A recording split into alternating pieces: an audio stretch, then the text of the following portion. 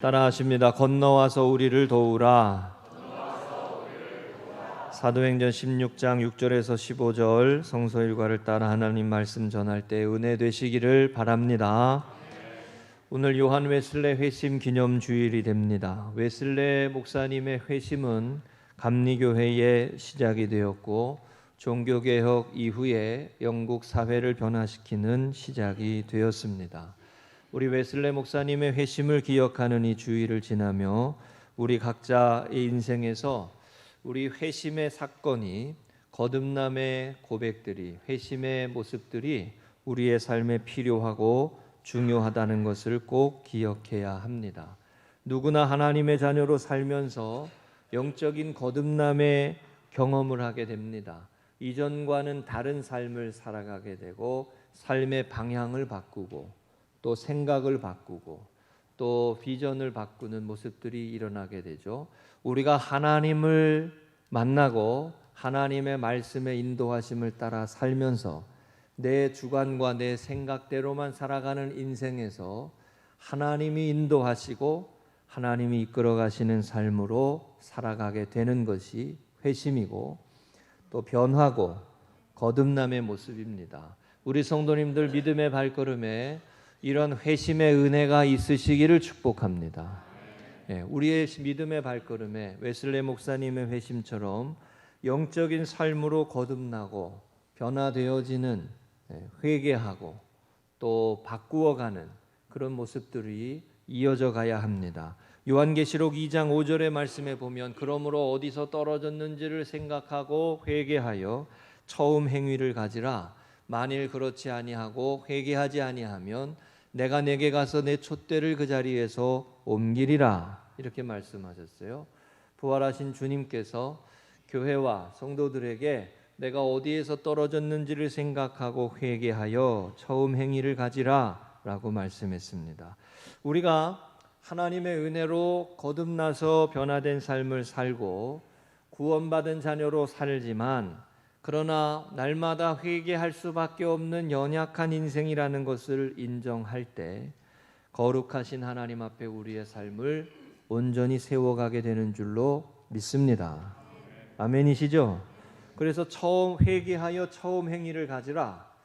회개하고 하나님 앞에 우리의 삶을 바르게 세워가기 위해 힘쓰고 하나님이 기뻐하시는 삶으로 내 삶을 맞추어가고 그렇게 영적인 삶을 살아가고자 하는 것이 믿음의 발걸음에서 중요한 것이죠.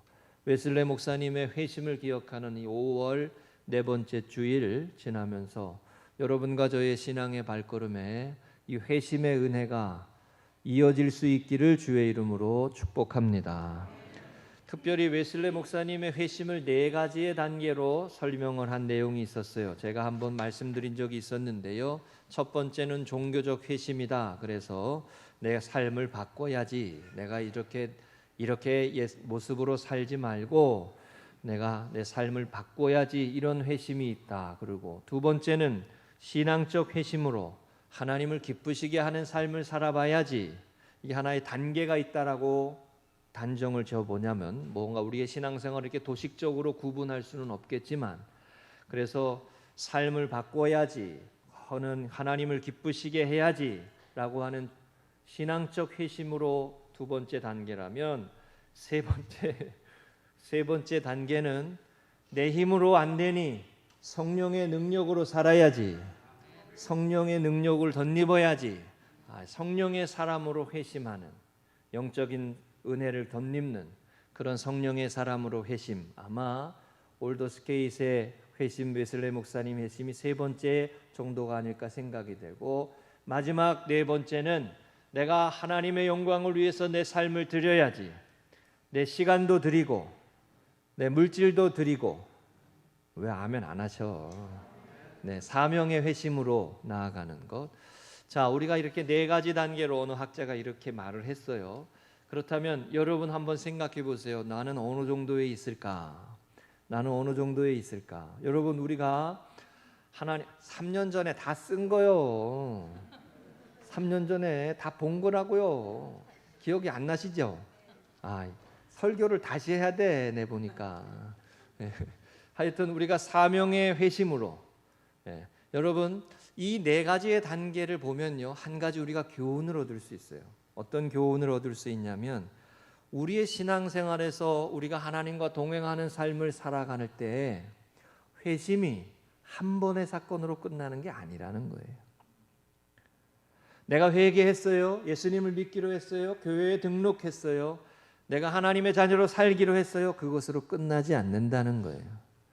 내 삶이 성장해야 하고 깊어져야 하고, 내 삶에, 우리의 가정의 모습에, 우리의 생활의 모습에 여전히 회개하고 회심하여 주께 가까이, 주님께 더 앞으로 나아가고 하나님을 기쁘시게 하는 삶으로, 쓰임 받고자 하는 그 삶으로 나아가야 한다는 걸 말합니다. 그래서 베드로 후서 3장 18절에 이 말씀이 있어요. 오직 우리 주 예수 구주 예수 그리스도의 은혜와 그를 아는 지식에서 자라가라. 영광이 이제와 영원한 날까지 그에게 있을지어다. 따라하십니다. 그를 아는 지식에서 자라가라. 이 부분을 사귐이 깊어져야 한다, 교제가 깊어져야 한다, 이렇게 말할 수도 있어요. 여러분, 신앙생활하고 하나님 앞에 믿음의 발걸음을 이어가고 약속의 말씀을 따라갈 때 주님을 더욱 깊이 아는 자로 살아가기를 사모하고, 주님과 더욱 사귐이 깊어지기를 사모하고, 하나님이 주시는 은혜의 공급이 충만하여서 늘 기쁨으로 살도록, 동남풍이 불고 서북풍이 불어도 기쁨으로 살도록, 그런 하나님의 은혜와 사귐이 깊어지는 신앙생활 되도록 회심으로 회개하고 변화되어지고 주님을 알아가는 그 깊이가 깊어지시기를 축복합니다. 오늘 우리가 읽은 이 사도행전 16장의 말씀은 사도 바울이 2차 전도 여행을 할 때에 있었던 내용을 전해주시는 말씀이에요. 특별히 바울 사도가 복음을 전하기 위해서 방향을 정하고 계획했던 것을 바꾸어서 성령의 역사하심으로 유럽으로, 사진을 보여주세요. 유럽으로 복음을 전하도록 이끌어 가셨던 역사를 설명하는 내용입니다. 저기 가운데에 있는 부분에 드로아 에베소 보이시죠?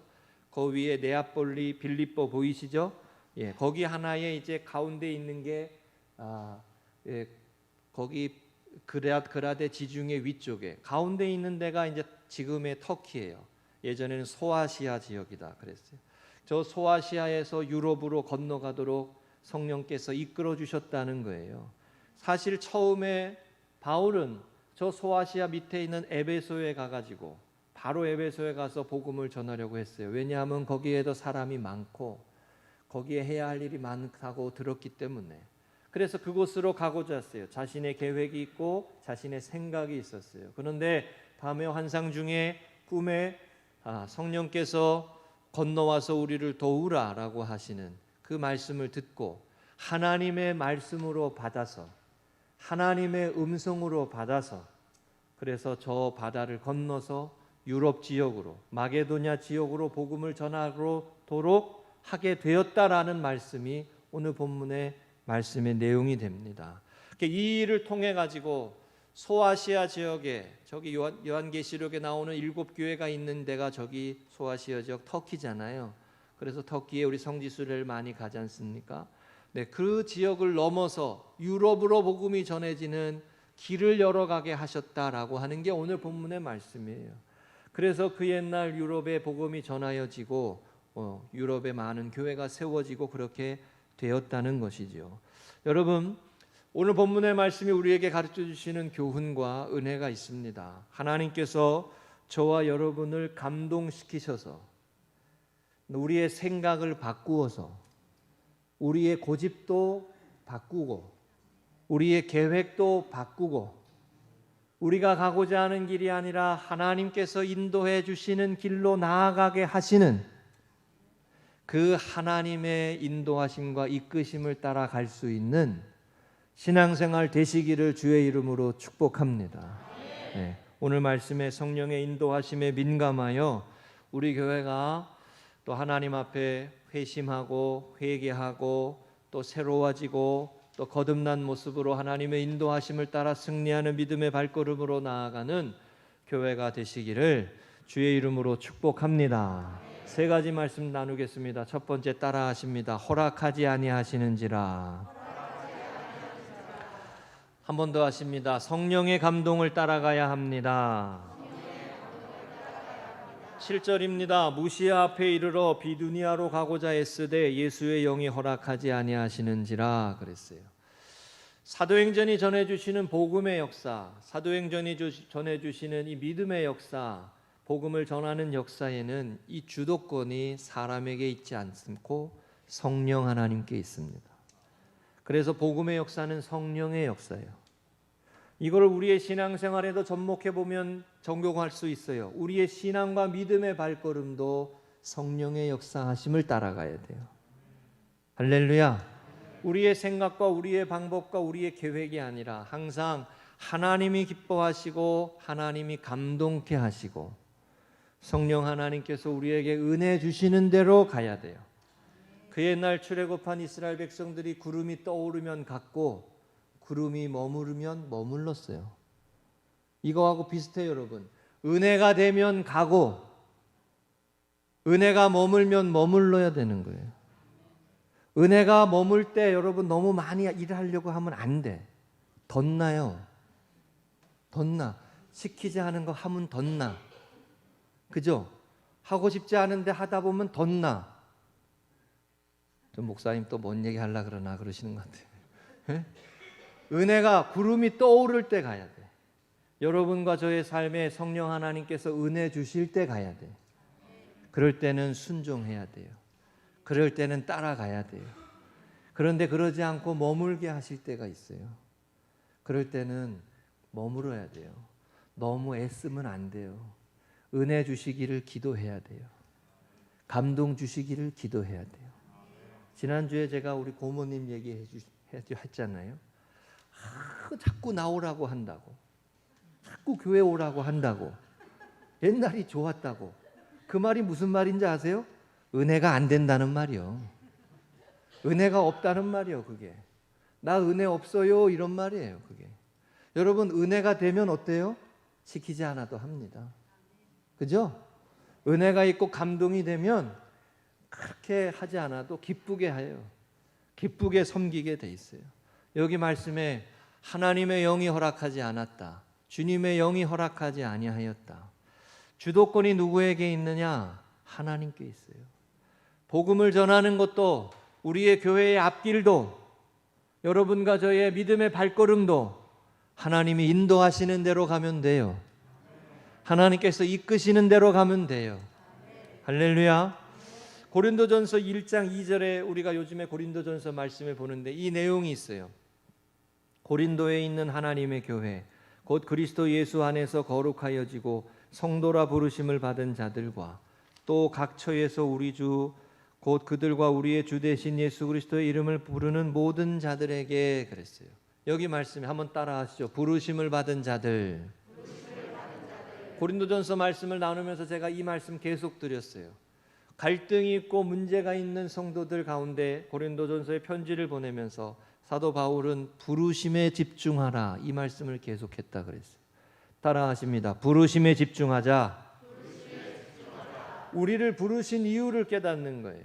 나를 부르셔서 세우신 이유, 나를 부르셔서 하나님의 자녀로 삼으신 이유, 나를 부르셔서 찬양대가 되게 하신 것, 계획하심이 있고 목적하심이 있다는 거죠. 자, 나의 부르심이 내 생각이 아니에요. 하나님의 부르심이지. 하나님의 계획이지. 하나님의 뜻이지. 그렇죠? 그 부르심을 따라가. 그게 교회라는 거예요. 하나님의 부르심을 따라 하나님이 주시는 은혜로, 하나님이 주시는 감동으로, 하나님이 주시는 능력으로 그렇게 주의 일을 하라는 거예요. 그렇게 하나님의 이끄심을 따라하는 거예요. 우리의 신앙생활에서 이 부르심이 항상 먼저라는 걸 기억하셔야 돼요. 그리고 이 부르심을 잃어버린 교회는 타락하게 됩니다. 부르심을 잃어버린 성도는 무너지게 돼 있어요. 나의 부르심이 뭔가를 보여. 하나님이 나를 어떤 자리로 부르셨는지, 무엇을 위해 나를 부르시는지, 여러분 부르심을 깨닫고 성령의 감동케 하시는 은혜를 쫓아가시기를 축복합니다. 우리 찬송가 323장 부름받아 나서니 몸 어디든지 가오리다. 우리 목사 안수 받을 때 꼭 이 찬양 부릅니다. 저는 이 찬양 부를 때마다 찔려요. 좀 많이 찔려요. 부름받아 나서니 몸 어디든지 가오리다. 이렇게 목사 안수 받을 때 그래 놓고 어디든지 가오리다를 못한 것 같아요. 네? 하나님 나 거기 싫어요. 하나님 나 그분도 싫어요. 하나님 내가 원하는 대로 할래요. 네. 그렇죠. 우리 이러기가 더 쉽단 말이에요. 네. 부름받아 나서니 몸 어디든지 가오리다. 괴로우나 즐거우나 주만 따라 가오리니. 네. 그것이 신앙생활이에요. 부르심을 쫓아가야 돼요. 대체로 고집센 분들이 이 부르심을 따라 살아가는 일을 잘 못합니다. 왜? 내 생각이 옳다고 생각하거든요. 여러분 제가 한번 VIP를 모시고 운전을 한번 한 적이 있어요. 누구나 다 운전을 하시다 보면 자기가 가고 싶어 하는 길 갑니다. 늘 익숙한 길 가고. 그렇죠? 저는 항상 T맵을 켜놓고 가요. 거기가 제일 빨라. 제가 해보니까. 근데 제가 T맵을 켜놓으니까 이쪽 길이 빨라요. 그런데 저쪽 길로 가자고 그러시는 거예요. 아니 이쪽 길이 더 빠릅니다. 한 10분 더 빠릅니다. 일로 가시죠. 아니래. 나를 따라오래. 이쪽 길이 더 낫대. 그래가지고 이쪽 늦어지니까 이쪽 길로 가시죠. 그래가지고 이쪽 길로 설득해서 가게 됐어요. 가는 내내 뒤에서 궁시렁대. 아니 거 봐, 내가 이쪽 길로 가라 그랬잖아. 아니 그래서 앞에 뭐가 생기면 뭐라 그러고 중얼중얼 그러고 앞에서 뭐를 하면 중얼중얼 그러고. 그래서 제가 하도 듣기 싫어가지고 갑자기 차가 끼어들게 브레이크를 확 밟아버렸어요. 응? 그래 깜짝 놀라게. 그러더니 좀 조용해지셨어요. 내가 참 이런 얘기하면 나도 참 성질 안 좋다는 얘기하는 것밖에 더 되는데 하여튼 그랬어요. 여러분 고집이 세요. 저희 아버님도 항상 그 익숙한 길, 예전에 어릴 때 이 나무 패던 동네가 있어요. 충주에 알림동 그 뒤쪽에 그 산에. 충주에 제천 가는 큰 넓은 길이 있는데 굳이 그 길로 가자는 거예요. 그 레파토리가 똑같아. 여기서 도시락을 까먹었는데 어떤 놈이 내 도시락을 가져갔다고. 여기서 소 여물을 먹였는데 소가 어디로 갔다고. 여기 요새 충주에 다 잠겼다고. 뭐 이렇게. 저는 가는 내내 궁시렁거리면서 운전했어요. 아니 이리로 가면 더 빠른데. 어릴 때 이제 추억이 있으시니까 그렇죠. 여러분 자신의 생각대로 살고 싶어 하지 사람들이 자신이 알고 있는 대로 가려 그러지 하나님의 부르심을 따라가는 일이 쉽지 않다는 말씀이에요. 네? 이 일에 뭐가 있었다는 거예요? 성령의 감동이 있다는 거예요. 자, 이 일을 변화시켜 가시고 이 일을 바꾸어 가게 하시는 하나님의 역사가 있다는 거예요. 우리 교회가요, 하나님께서 우리의 마음을 감동케 하시는 은혜, 하나님께서 우리의 마음을 뜨겁게 하시는 은혜를 쫓아가야 할 줄로 믿습니다. 여러분과 저의 신앙생활에 내 생각으로 보면은 이렇게 해야 될 것 같은데, 그런데 하나님이 주시는 감동과 은혜가 다를 때가 있어요. 겸손히 그것에 쫓아갈 수 있기를 주의 이름으로 부탁드립니다. 예. 성경에 보면 이 감동케 하시는 역사가 나오는 내용이 꽤 많아요. 느헤미야 2장 12절에 보면 느헤미야가 이런 고백을 합니다. 내 하나님께서 예루살렘을 위하여 무엇을 할 것인지 내 마음에 주신 것을 내가 아무에게도 말하지 아니하고 밤에 일어나 몇몇 사람들과 나갈새라고 되어 있어요. 무엇을 할 것인지 내 마음에 주신 것이라고 했어요. 내 마음에 주신 것. 느헤미야가 예루살렘 성벽이 무너졌다는 소식을 듣고 하나님 앞에 수일 동안 기도할 때에 하나님께서 그의 마음에 주신 은혜가 있었다는 거예요. 그 은혜를 따라 그가 내가 성벽을 세워야지라고 하는 이 놀라운 일들을 하려고 마음을 품고 예루살렘에 돌아와 가지고 누구에게 말하지 않고 주변을 돌아보면서 그 하나님이 주신 마음을 붙들고 기도했다는 거예요. 자, 여러분 신앙생활에 이 부분이 있어야 되는 거예요. 아멘이세요? 하나님이 우리 교회를 위하여 나를 무엇에 부르시는지에 대하여 기도하는 모습이 있어야 된다는 거예요. 하나님이 우리 가정을 위해 나를 통해서 어떤 일을 이루시기를 원하시는지 기도하고 하나님이 주시는 감동을 따라가야 한다는 거예요. 내 고집 부리고 내 생각을 부리는 게 아니라 하나님께서 나를 부르시고 내 마음에 주신 것, 내 마음에 감동케 하신 것, 내 마음을 뜨겁게 하신 것, 그것을 쫓아가는 신앙생활 돼야 할 줄로 믿습니다. 느헤미야가 이 7장 5절에 보면 이 표현을 직접적으로 이렇게 표현해요. 내 하나님이 내 마음을 감동하사 귀족들과 민장들과 백성을 모아 그 계보대로 등록하게 하심으로, 이렇게 돼 있어요. 마음을 감동하사. 한번 따라 하시죠. 내 마음을 감동하사. 자, 여러분, 하나님이 주시는 이 감동케 하시는 은혜를 쫓아가시기를 주의 이름으로 부탁드립니다. 출애굽기 35장 21절에도 이 표현이 나와요. 마음이 감동된 모든 자와 자원하는 모든 자가 와서 회막을 짓기 위하여 그 속에서 쓸 모든 것을 위하여 거룩한 옷을 위하여 예물을 가져다가 여호와께 드렸더니, 그랬어요. 헌신도 감동이요, 섬김도 감동이요, 드림도 감동이라고요. 억지로 하는 것이 아니고. 여러분, 억지로 하지 말아요. 탈나요. 네. 때로는 억지로 하는 것도 필요한데, 그런데 은혜로 해야 돼요. 감동으로 하고. 내가 여러분 감동이 없다 그러면 기도하셔야 돼요. 하나님 말씀을 들을 때 감동 주시고, 찬양으로 섬길 때 감동 주시고, 예. 오늘 주방봉사로 섬길 때도 감동 주시고, 에이 그때 이러지 말고 감동 주시고, 그 은혜로 하고자 하려 성령의 감동을 따라가시기를 주의 이름으로 축복합니다. 두 번째 따라하십니다. 와서 우리를 도우라. 한 번 더 하십니다. 순종이 길을 엽니다. 9절에 밤에 환상이 바울에게 보이니 마게도냐 사람 하나가 서서 그에게 청하여 이르되 마게도냐로 건너와서 우리를 도우라 하거늘, 그랬어요. 바울은 일 주도적인 사람이었어요. 바나바는 관계 중심적인 사람이었고, 사도 바울은 사역 중심적인 사람이었어요. 사역을 하고자 하는 사람은 계획이 있습니다. 자기가 미리 계획한 대로 하려고 해요. 자, 여러분 여쭤볼게요. 여행을 간다고 그럴 때 계획하고 갑니까? 그냥 갑니까? 그냥 가요? 네? 저는 좀 사실은 좀 그냥 가는 편이에요. 전에부터 한번 말씀드렸듯이 그냥 가서 또 경험하게 되는 새로운 걸 좋아해요. 그런데 너무 그냥 가면 그 여행을 망해요. 네. 계획이 있잖아요. 누구나 다. 우리의 인생에도 다 계획이 있지 않습니까? 어느 정도의 스토리를 짜고 가잖아요.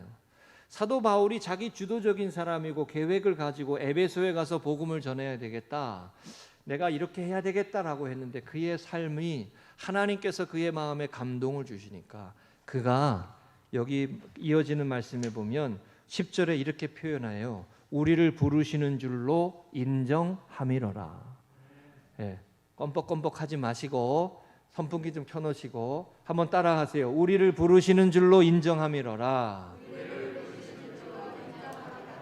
여기에도 이 말이 나오죠. 부르심. 예? 부르심이 나와요. 우리를 부르시는 줄로 인정함이로라. 예. 그 꿈을 꾸고 건너와서 도우라라고 하시는 그 표현의 말을 듣고 하나님의 부르심으로 받았다는 거예요. 그리고 자신의 계획을 바꾸었다는 거예요. 자, 여러분, 이 말씀에서 한 가지 볼 게 이게 하나 있어요. 우리가요, 다리 하나 건너가기가 쉽지 않아요. 우리가 이 경계를 넘어가는 것, 이게 쉽지 않아요. 바다를 건너가서 복음을 전해야 되겠다, 원래 계획이 없었는데 이렇게 하기가 쉽지 않았어요. 제가 이렇게 보면 사당동에도 보면 길 하나 차이로 동네가 달라요. 이쪽에서 살고 저쪽에서 살고 건너와서 살고, 이렇게 하기가 쉽지가 않아요. 그렇죠? 그런데 자기가 계획한 대로 이끌고 가던 모습에서 바다를 건너오라라고 하는 이 말에 따라가기가 쉬웠겠느냐고. 이게 쉽지 않은 일이었어요. 하나님이 주시는 감동으로 그냥 머물게 되는 게 아니라 그 감동을 따라 자신의 삶의 모습에 순종하며 나아갈 때 길이 열렸어요. 새 길이 열렸단 말이에요. 자, 이 부분을 주목해서 보셔야 돼요. 하나님이 주시는 감동은 때때로 많아요. 때때로 있을 수 있어요. 그런데 그 말씀을 붙들고 내 삶을 바꾸어가는 결단이 있고 내 계획을 변화시켜가는 순종이 있을 때 길이 열리는 거예요. 아멘? 순종이 있을 때 새 역사를 보게 되려고 합니다. 우리의 신앙생활은 하나님의 인도하심을 따라 순종하는 삶이에요. 여호와는 나의 목자시니 내게 부족함이 없으리로다. 목자 되시는 주님의 인도하심을 따라 신뢰하는 거예요. 어디로 이끌어 가시든지 어디로 인도하시든지 선한 길이 되고 승리하는 길이 되고 복 있는 복된 길이 될 줄로 믿고 믿음으로 나아가는 거예요. 그렇죠? 그런데 내 생각대로 고집할 때가 너무 많단 말이죠. 우리도 바울사도 이 모습처럼 나의 계획과 나의 판단만이 아니라 하나님의 감동케 하시는 은혜로 순종하며 따라가는 일에 열심을 내시고 또 이 길에 승리하시기를 주의 이름으로 축복합니다. 고린도전서 9장 27절, 이번에 우리가 고린도전서 말씀을 읽고 있는데 이 말씀이 있어요. 내가 내 몸을 쳐서 복종하게 함은 내가 남에게 전파한 후에 자신이 도리어 버림을 당할까 두려워함이로다. 바울 사도도 스스로 자기 자신을 쳐서 복종케 한다 그랬어요. 자기가 누릴 수 있는 거 다 누리지 않고 자기가 마땅히 받아야 할 거 다 받지 않고 희생하고 섬기고 자신이 당연히 사역자로서 사도로 존중받을 필요가 있는데도 그것을 다 권리를 내려놓고 하나님의 교회가 세워지기 위해 믿음의 사람들이 온전해지기 위해 헌신했다는 거예요. 자, 여러분, 순종이 그러니까 이렇게 말씀할 수 있어요. 순종이 길을 여는 겁니다. 희생이 새 길을 여는 거예요. 섬기며 나아가는 것이 새 역사를 이루는 줄로 믿습니다. 이 복음의 역사에는 이 부분이 있는 거예요. 여러분, 존 비비어의 순종이라고 하는 유명한 책이 있습니다. 제가 한번 소개해드린 적이 있어요. 이 내용에 요즘에 개정판으로 나온 내용에 이 부분을 강조했더라고요. 하나님의 권위 아래에서 누리는 보호와 자유 그랬어요. 우리가 가정의 달에 항상 이 말씀을 나누게 됩니다. 권위. 가정에도 권위가 있어야 돼요. 교회에도 영적인 권위가 있어야 되고 건강한 권위가 바로 선 교회의 가정이 건강한 교회가 되고 건강한 가정이 됩니다. 여러분, 부모로서 권위 있으시기를 축복합니다. 예? 목회자로서 권위가 있어야 돼요. 맨날 가서 놀기만 하고 그러면 권위가 있겠냐고. 예? 말씀 안 전하고 맨날 놀기만 하고. 좀 웃으시라고. 예? 너 이렇게 얼굴이 딱딱해져. 예? 권위 있는 가정이 되어야 된다. 권위 있는 사람. 근데 이 순종이라는 말씀을 하면서 이 내용이 나오는 거예요. 하나님의 권위 아래서 우리가 보호받는다. 우리가 자유를 누린다는 거예요. 하나님을 경외하는 가정, 하나님을 바르게 섬기는 가정은 하나님의 권위를 바로 세워가는 가정인 거예요. 이 내용에, 이 책에 이런 내용이 하나 있어요. 순종하는 사람들도 고난을 많이 당했다는 거예요. 하나님 앞에 순종하는 사람 오히려 고난당하는 일이 많았다는 거예요. 순종하면 좋은 일만 열려지는 것 같다라고 착각하면 안 된다는 거예요. 대표적인 사람이 다윗이었다는 거죠. 다윗이 윗사람인 사울의 진노를 살 만큼 거역한 일도 없고 잘못한 일도 없었지만 늘 쫓겨다니며 동굴과 사막과 광야 가운데 살고 집도 잃고 고국 사람도 잃고 고생하고 유랑했지만 다윗이 불순종했기 때문이 아니라 오히려 다윗이 순종하는 가운데 일어났던 일이라는 거예요. 그런데 성경에 이렇게 고생하고 순종함으로 어려움을 당했던 사람들이 대부분이라는 거예요. 예수님도 순종함으로 십자가를 지셨고 요셉도 한나도 다니엘도 예레미야도 욥도 하나님 앞에 순종하는 살면서 오히려 고난을 겪었고 어려움을 겪은 모습들이 없지 않았다는 거예요. 그런데 거역하는 게 아니라 순종하며 사람들이 하는 사람들에게 주시는 은혜가 있어요. 그게 순종하는 사람들은 영적으로 하나님의 일을 보게 된다는 거예요. 순종할 때에 보여주시는 은혜가 있다는 거예요. 순종할 때 길을 여시는 하나님의 축복이 있다는 거예요. 오늘 본문의 말씀에 보면 순종할 때 누구를 만나요? 루디아를 만나요. 순종할 때 하나님께서 빌립보 교회를 세우시는 하나님의 일하심을 보게 되는 거예요. 순종할 때 하나님의 일을 보는 거예요. 할렐루야. 예. 그래서 다윗이 순종하여서 그가 광야에서 고생하고 어려움을 당했지만 하나님께서 사울과 같은 왕이 되지 않게 하시고 다윗과 같은 다윗이 수고하고 고생하여 하나님이 주신 은혜가 얼마나 귀한 것이고 하나님이 주신 왕권이 얼마나 귀한 것인지를 깨닫는 사람을 왕위에 세우시죠. 순종하는 자에게 주시는 하나님의 놀라운 은혜가 있는 것이죠. 가인은 그렇지 않습니다. 가인은 순종하지 않고 불순종하여 거역하였지만 그의 삶은 처음부터 끝까지 그의 삶은 계속 추락하는 삶을 벗어나지를 못해요. 방황해서 저주를 받고 도망하고 유랑자로 그의 삶이 떠나지 않죠. 순종하는 삶에는 마지막에 요셉과 같이 세워주시는 은혜도 있고 욥과 같이 알 수 없는 고난 속에서도 하나님을 내가 귀로만 듣다가 눈으로 봅니다라고 하는 고백을 하게도 되고 할렐루야. 여러분 순종하면서 세기를 여시는 하나님의 역사하심을 믿으시기 바랍니다. 부르심을 따라 성령의 감동을 쫓아 순종하며 갈 때 하나님의 일하심을 보게 됩니다. 할렐루야. 세 번째 따라 하십니다. 기도할 곳이 있을까 하여. 한 번 더 하십니다. 만남의 은혜는 축복입니다. 13절에 안식일에 우리가 기도할 곳이 있을까 하여 문 밖 강가에 나가 거기 앉아서 모인 여자들에게 말하는데 그랬어요. 저기 이 표현에서 이 표현이 중요해요. 기도할 곳이 있을까 하여. 자, 자신이 계획했던 것을 다 내려놓고 하나님의 인도하심을 따라 바다를 건넜어요. 바다를 건너가가지고 수일 동안 하나님의 인도하심을 구하면서 바울이 뭘 했다는 거예요? 기도했다는 거예요. 아무런 계획도 없고 아무런 보장된 곳이 없어요. 어떻게 보면 맨 땅에 헤딩하는 것처럼 그런 곳에서 하나님 앞에 바울이 기도하며 하나님의 역사를 구했다는 거예요.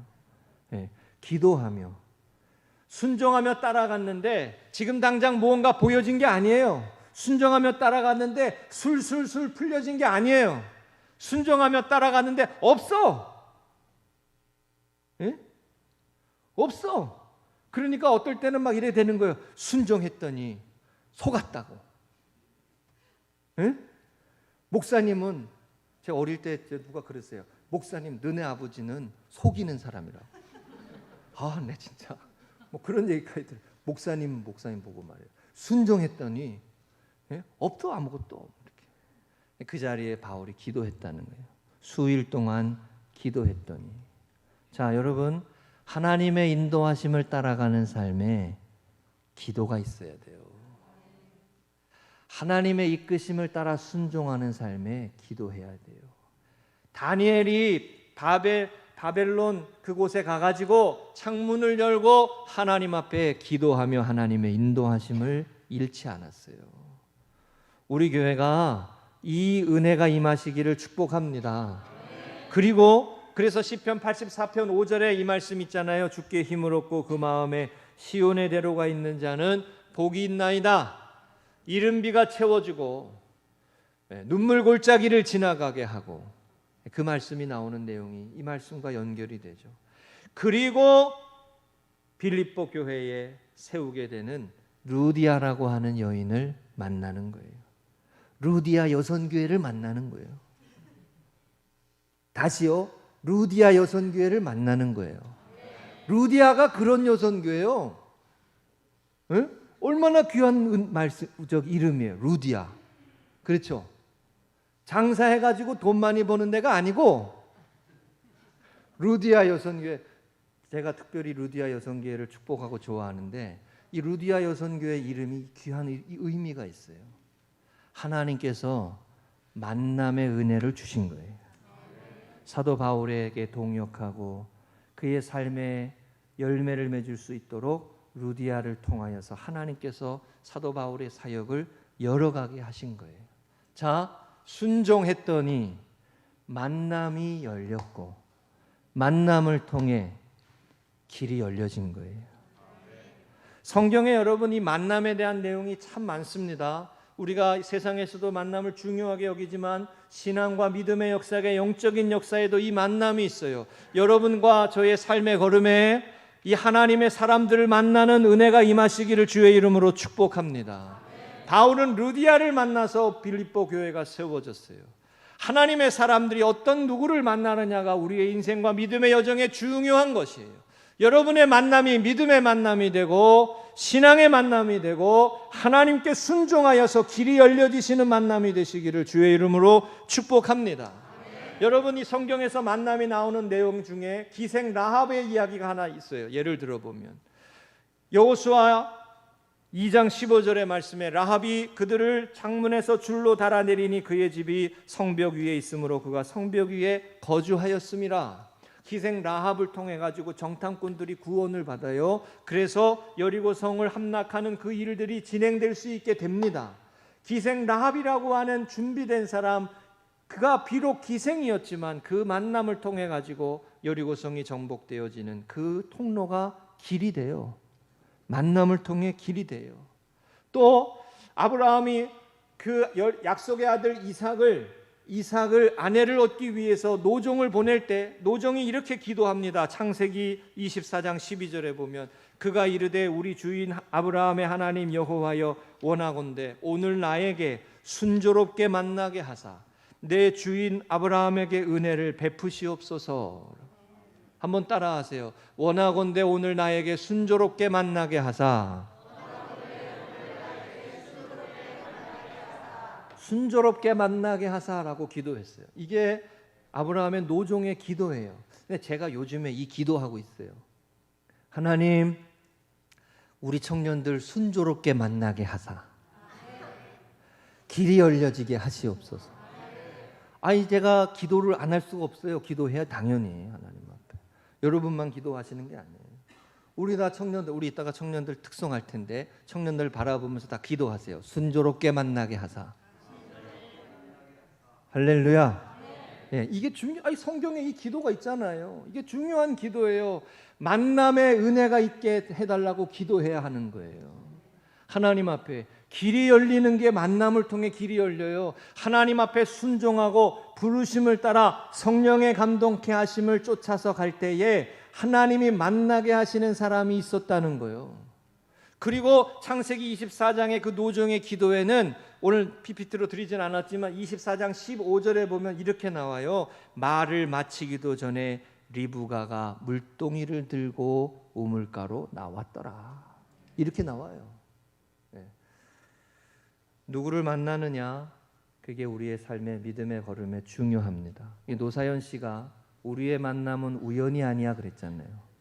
그죠? 노사연 씨 크리스찬이잖아요. 저는 그 노래를 그냥 세상적인 노래로만 부른 건 아니라고 생각합니다. 여러분과 저의 삶에 하나님께서 만남의 은혜를 주셔서 길을 열어 가시는 은혜로 부르심을 따라 감동케 하심을 따라 순종하며 갈 때 만남에 하시는 은혜를 허락해 주셔서 길이 열리고 새 역사를 이루어 가게 하시는 은혜가 임하시기를 주의 이름으로 축복합니다. 말씀 정리하겠습니다. 회심은 일회적인 사건이 아닙니다. 우리의 신앙생활에서 거듭나서 변화되어서 새 생명으로 살아가는 예수님의 자녀로 살아가는 이 은혜의 발걸음은 일회적 회심으로 끝나지 않습니다. 회개하고 하나님이 주시는 감동으로 내 삶을 바꾸고 하나님이 기뻐하시는 쪽으로 내 삶의 방향을 바꾸어 갈 때 순종에 하나님이 주시는 은혜가 임하게 되는 줄로 믿으시기 바랍니다. 때때로 고집스럽고 때때로 내 경험만 의지하는 것을 내려놓고 성령의 감동케 하심을 따라 와서 우리를 도우라 라고 말하는 이웃을 향하여 찾아갈 수 있고 와서 우리를 도우라 라고 말하는 성도들, 형제들을 위해 복음의 사람으로 쓰임받을 수 있는 우리 교회가 되시기를, 믿음의 성도들 되시기를 주의 이름으로 축복합니다.